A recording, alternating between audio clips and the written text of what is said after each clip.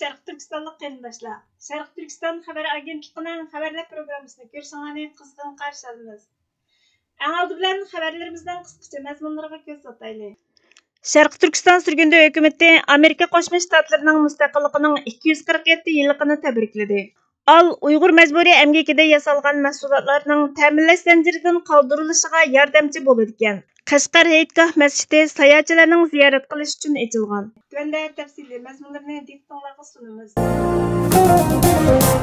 Sharq Turkiston sürgündə hökuməti 4-iyul kuni Amerika Qo'shma Shtatlari mustaqilligining 247 yilligini ijtimoiy axborot vositalarida tabriklab, Sharq Turkistonni qo'llaganlik uchun rahmat aytadiganligini, izchil turda qo'llashi, mustaqillikni tabriklayotgan vaqtda Sharq Turkistonning mustaqilligini asliga keltirish uchun qilayotgan kurashlarni asdan chiqarmaslikni, birlikda Sharq Turkiston xalqiga adolat va hurlik elib kelishni umid qilganligini bildirdi. Al Uyghur məcburi əmgəkidən yasalğan məhsullatlarning təminləş zənciridən qaldırılışına yardımcı bolur ekan.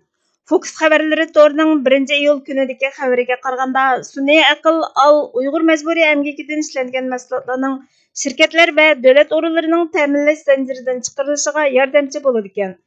Yaqında beyürüşlük məbləğə $100 milyon məbləğ toplagan sun'iy aql şirketi bolğan Altana Texnics şirketi Amerika Tamojna və Chegara Müdafiəsi tərəfindən importni izqoqlash üçün işlətildigan Altana Atlas namlıq sun'iy aql saymanını yasab chiqqan. U yana tushish və əşya oborti magnati Mersik, dori şirketi Merck və Boston Pen şirketi qatarlıq şirketlər tərəfindən təminləş zəncirini xarid qilib, Uyğur məcburi əmgək qanuniga amal qilgan asosda məcburi əmgəkni yiltizdan quritib, jazo tuzimining ijro qilinishiga kafolatlik qiladi ekan.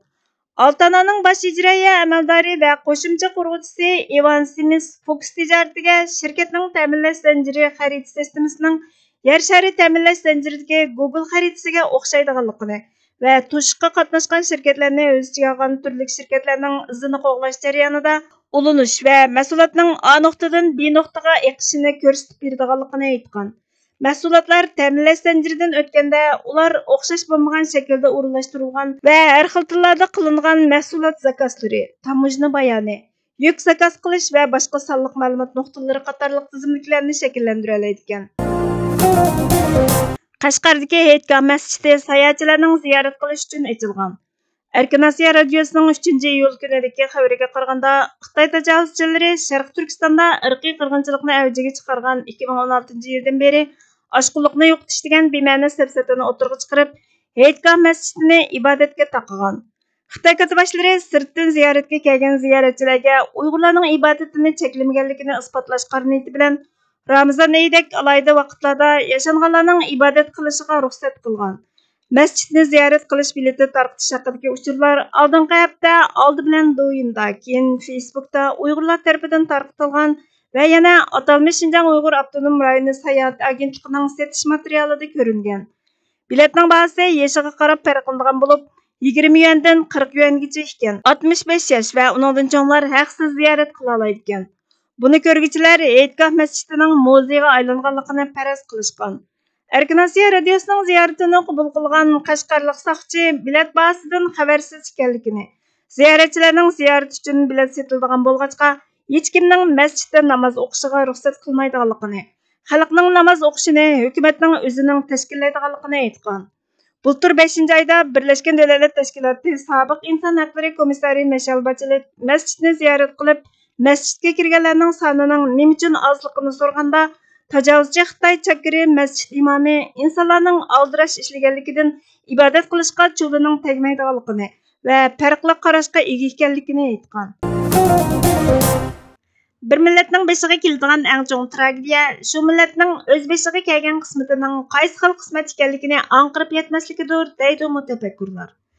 Darvaqa kishi mavjud vaziyatini tushunib yetish uchun bugungi taqdirning qaysi xil qismatlarning xulosasi ekanligini, beshiga kelayotgan kulfatlarning, chorsizliklarining qaysi qismatga duchor bo'lishdan kelgan zanjirsimon oqibatlar ekanligini farq qilishi.